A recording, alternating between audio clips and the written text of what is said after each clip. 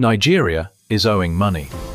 Not small money, not temporary money, trillions, to other countries, to international institutions, to investors who expect repayment, with interest. But here's the real question. What does Nigeria's debt have to do with you? You that just want stable electricity. You that want fuel prices to stop rising. You that want your salary to last until the end of the month. Because national debt does not stay in government reports. Eventually, it shows up in your daily life. As of 2026, Nigeria's public debt includes both domestic borrowing, money borrowed within the country, and external borrowing from foreign governments and global institutions. Nigeria owes institutions like the World Bank, the International Monetary Fund, the African Development Bank, and countries like China. It also owes international bond investors. Now, borrowing is not automatically bad. Every serious economy borrows. The real issue is this: why are we borrowing? How are we spending it? And can we repay it sustainably? That is where the conversation becomes serious. When a country owes a significant amount of money, a large portion of government revenue goes into servicing that debt, paying back loans and interest. That means less money for healthcare, less for education, less for infrastructure, less for power supply. And when revenue becomes tight, governments often respond in predictable ways. Taxes increase, subsidies are removed, public spending is reduced.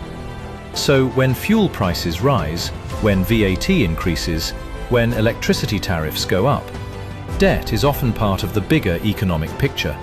Debt also affects global perception. Credit rating agencies assess Nigeria's ability to repay its loans. Investors evaluate risk.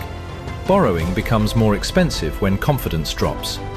Sometimes, loans come with conditions: economic reforms, currency adjustments, structural policies. Now, reforms are not always negative, but the concern is this: are we borrowing strategically for long-term productivity or borrowing to survive short-term pressure? That distinction matters, because global respect is tied to economic discipline, and discipline is tied to sustainability. The deeper issue may not simply be debt, it may be revenue generation. Compared to many economies, Nigeria's tax to GDP ratio remains relatively low. That means government income is limited compared to the size and needs of the population. So borrowing becomes a tool to fill the gap. But debt becomes dangerous when systems are inefficient, when leakages exist, when projects are poorly executed, when transparency is weak. Debt is not the enemy, weak systems are.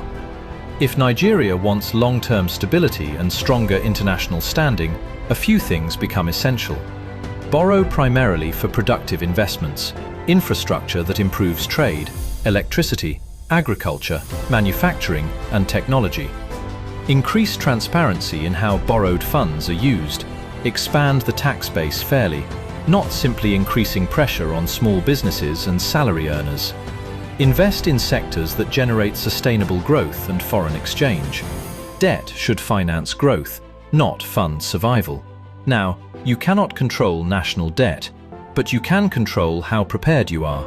When macroeconomic pressure increases, inflation rises, currency fluctuates, purchasing power shifts.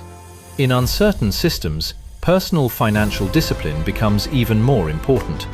Diversify your income where possible, build savings gradually, invest intelligently. Understand how economic policy affects your daily expenses, because national decisions eventually affect household reality. Nigeria owing money is not automatically a crisis. How we manage it is. Debt can build a nation or weaken it. The difference is not the loan, it is leadership, planning, accountability. And as citizens, understanding the system is the first step toward demanding better from it.